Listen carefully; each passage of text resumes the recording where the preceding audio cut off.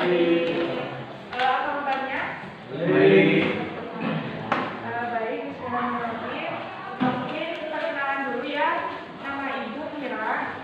Ibu dari KLP Universitas Siliwangi, jurusan Pendidikan Ekonomi. Jadi mungkin untuk beberapa minggu ke depan kita akan belajar bersama-sama dan di sini Ibu sudah memiliki Bapak Ahmad tadi untuk mata pelajaran ekonomi. Untuk kali ini ada yang tidak hadir. Satu orang. Kenapa sakit?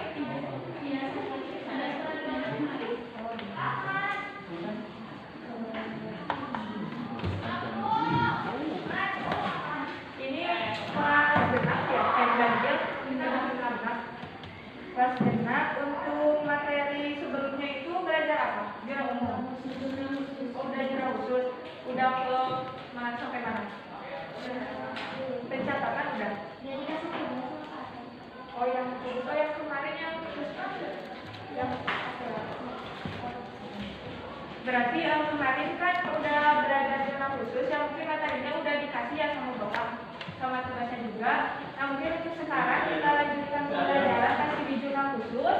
Nanti kita akan belajar mengenai apa pengertian dari jurnal khusus, terus jenis-jenis dari jurnal khusus, dan bagaimana pencatatan transaksi akuntansi perusahaan dagang di jurnal khusus. Nah tujuan kita mempelajari jurnal khusus itu untuk kita mengetahui apa saja transaksi-transaksi yang dimasukkan ke jurnal-jurnal khusus nanti yang akan kita bahas. Nah mungkin sebelum masuk ke pembelajaran kemudian dari jurnal khusus nggak juga berbeda kok sama jurnal umum. Ada yang mau berpengalaman? Laki-lakinya ada yang udah tahu belum jurnal khusus itu apa? Belum. Yang ujung udah mau tunjuk tangan atau? Kan tahu. Kemarin udah catat belum? Belum. Oh langsung dikasih tugas. Oh berarti dari kenapa ya? Bisa sambil ditulis pengertian dari jurnal.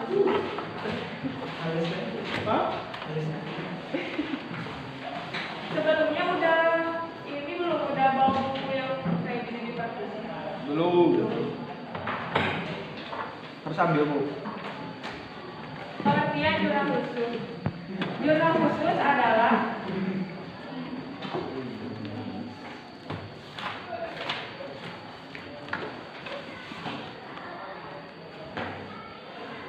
tempat untuk mencatat transaksi keuangan yang sejenis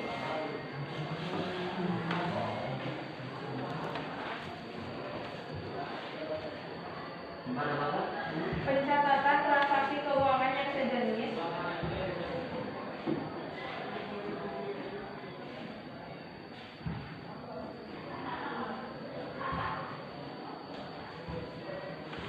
dalam suatu jurnal tertentu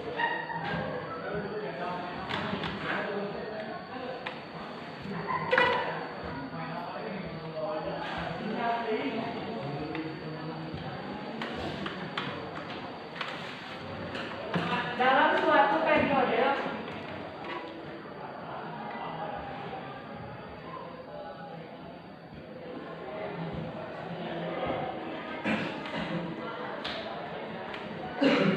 dan berdasarkan urutan kejadian transaksi.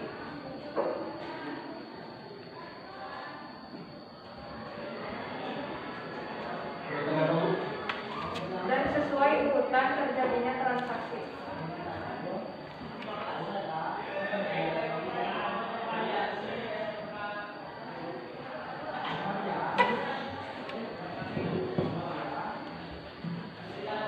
Nah, jadi jurnal khusus itu sebagai tempat untuk melakukan pencatatan transaksi keuangan berdasarkan jenis-jenis tertentu. Jadi bisa ditulis di jurnal khusus itu terdapat 4 jurnal. Yang pertama yaitu jurnal pembelian, yang kedua jurnal penjualan,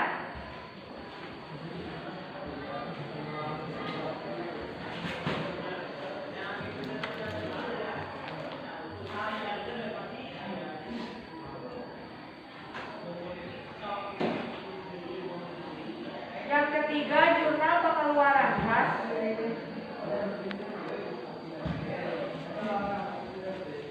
Bulan Bu. Tiga. Tiga, jurnal pengeluaran kas.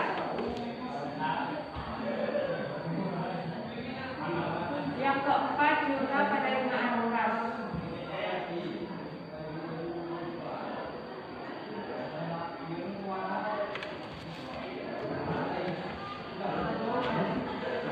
Jurnal pembelian pertama kan jurnal pembelian ya.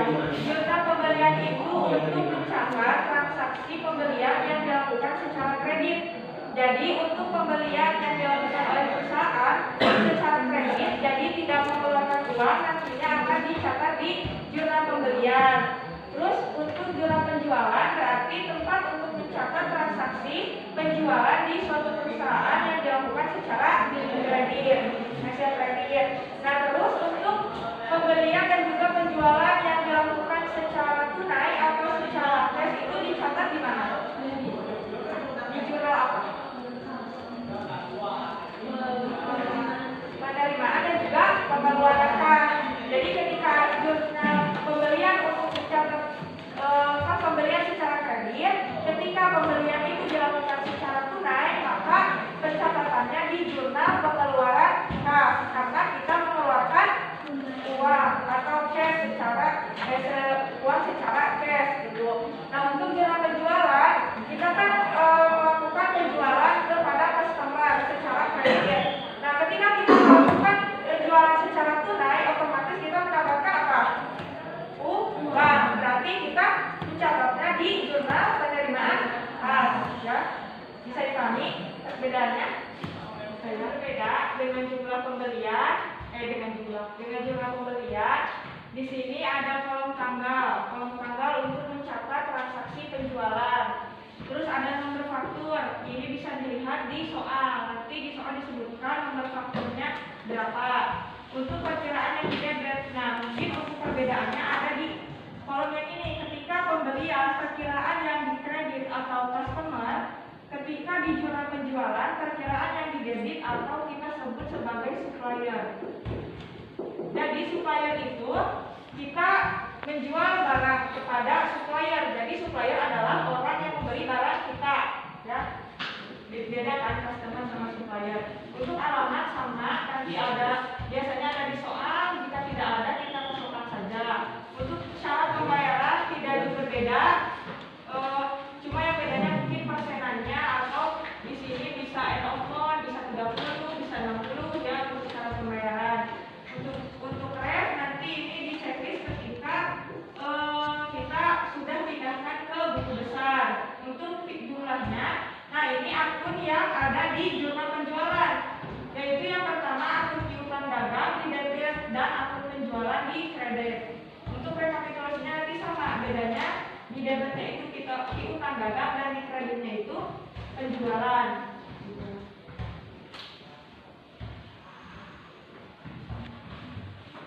Tidak selama pelajaran seperti biasa. Bisa ditulis untuk contoh soal jurnal penjualan.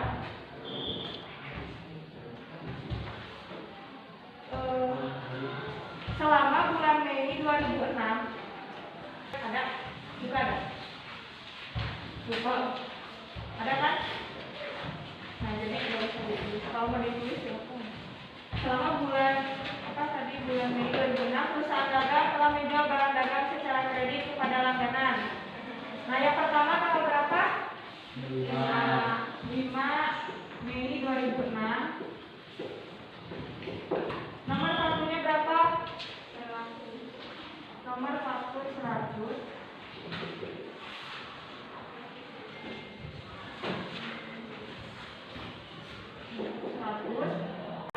Dan jumlahnya sebesar 2.500.000. Itu ya, tidak jauh berbeda. Nanti kalian bisa lanjutkan untuk untuk transaksi selanjutnya di rumah.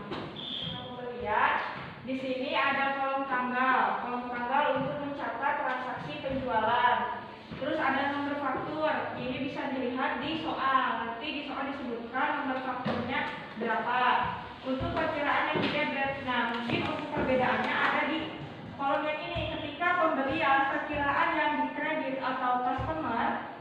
ketika di jurnal penjualan perkiraan yang didebit atau kita sebut sebagai supplier. Jadi supplier itu kita menjual barang kepada supplier. Jadi supplier adalah orang yang memberi barang kita, ya. Bedakan customer sama supplier. Untuk alamat sama, nanti ada, biasanya ada di soal. Jika tidak ada, kita masukkan saja. Untuk syarat pembayaran tidak berbeda, cuma yang bedanya mungkin persenannya, atau di sini bisa end of month, bisa 30, bisa 60, ya, untuk syarat pembayaran. Untuk ref nanti ini di checklist ketika kita sudah pindahkan ke buku besar. Untuk jumlahnya, nah ini akun yang ada di jurnal penjualan, yaitu yang pertama akun piutang dagang di debit dan akun penjualan di kredit. Untuk rekapitulasinya nanti sama, bedanya di debitnya itu kita piutang dagang dan di kreditnya itu penjualan.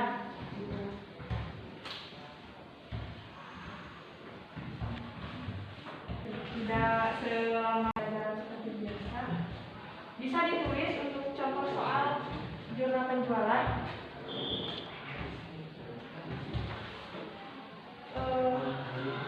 Selama bulan Mei 2006 ada? Juga ada? Lupa? Ada kan? Nah jadi tidak usah ditulis. Kalau mau ditulis ya selama bulan bulan Mei 2006 perusahaan dagang telah menjual barang dagang secara kredit kepada langganan. Nah yang pertama tanggal berapa? 5 Mei 2006. Nomor fakturnya berapa? Nomor faktur 100.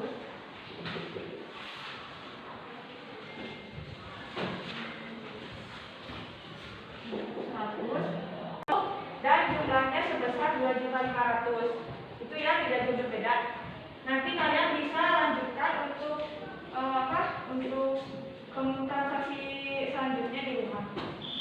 Di jurnal pembelian itu disesuaikan dengan kebijakan dari perusahaannya.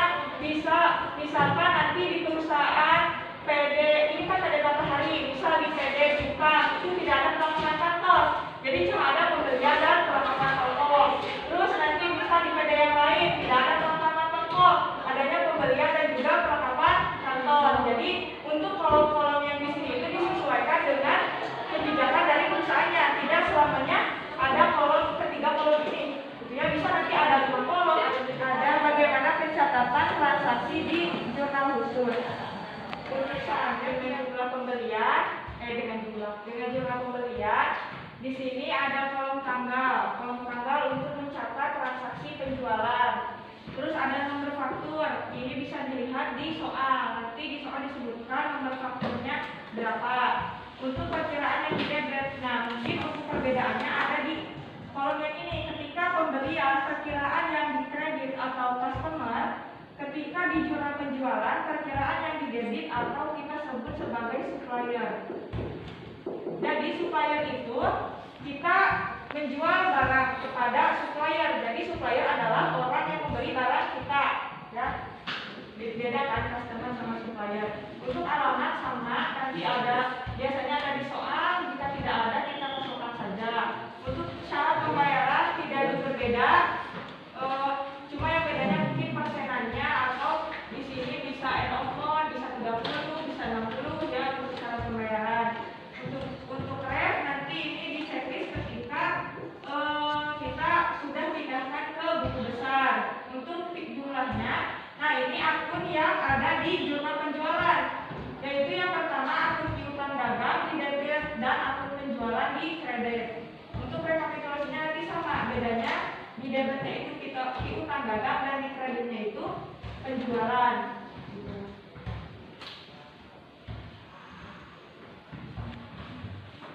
Tidak selama pelajaran seperti biasa. Bisa ditulis untuk contoh soal jurnal penjualan.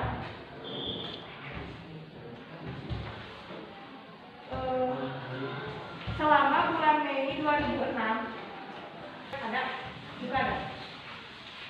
Lupa? Ada kan? Nah jadi tidak usah ditulis.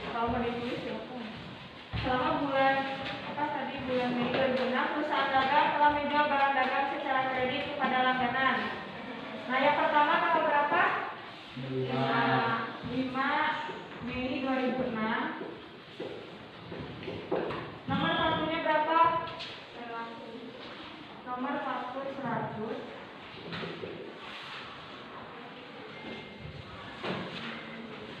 Pembelian, penjualan, dan kolom-kolom untuk jurnal pembelian. Nah, perlu catatannya di jurnal pembelian itu disesuaikan dengan kebijakan dari perusahaannya. Misalkan nanti di perusahaan PD ini kan ada berapa hari, misal di PD Jepang itu tidak ada perlengkapan kantor, jadi cuma ada pembelian dan perlengkapan toko. Terus nanti misal di PD yang lain tidak ada perlengkapan toko, adanya pembelian dan juga perlengkapan kantor. Jadi untuk kolom-kolom yang di sini itu disesuaikan dengan kebijakan dari perusahaannya, tidak selamanya ada kolom ketiga kolom ini. Ya, bisa nanti ada 5 kolom, ada 7 kolom gitu. Ini hanya sederhana saja, sederhana saja. Nah, mungkin jika tidak ada yang ingin ditanyakan, Ibu simpulkan bahwa jurnal khusus itu sebagai tempat untuk mencatat transaksi yang sejenis dalam suatu perusahaan dagang dalam suatu periode tertentu dan berdasarkan urutan terjadinya transaksi. Ada 4 jenis jurnal dalam jurnal khusus, yaitu jurnal pembelian, jurnal penjualan, jurnal penerimaan kas, dan juga jurnal pengeluaran kas. Untuk pencatatannya bisa kalian pelajari lagi, nanti banyak sumbernya, bisa di buku, di perpustakaan ataupun di internet ya, banyak untuk materi kalian bisa pelajari sendiri. Nah, mungkin itu tugasnya dan ini yang dapat Ibu sampaikan. Terima kasih untuk perhatiannya. Semoga kalian tetap berada dalam kondisi yang sehat dan kita bisa bertemu di minggu selanjutnya. Terima kasih. Wassalamualaikum warahmatullahi wabarakatuh.